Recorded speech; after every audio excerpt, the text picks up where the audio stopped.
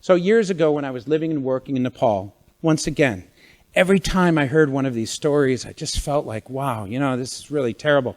What can I do to help? So finally I decided that I was going to write a book. So as part of this book project, I would go from shelter to shelter and interview the women and the girls who had been forced into prostitution. I went to one shelter and there was a girl named Geeta.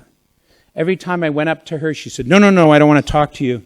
But as I interviewed everyone else, she sat and listened to everything that was being said. So I finished there, and I was about to leave, and Geeta comes up to me and says, okay, you can have my story.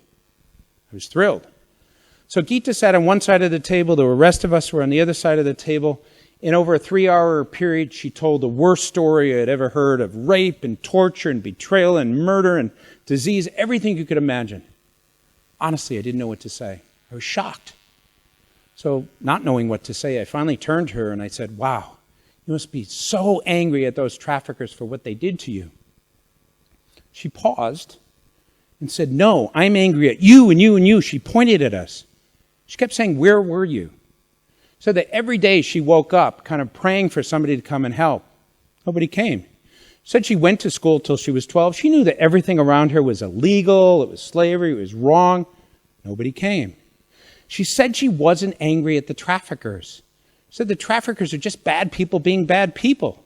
She said she was angry at the good people, at society for not caring enough to step up and do anything. She kept asking me, why are you here? Why aren't you down there helping those poor girls?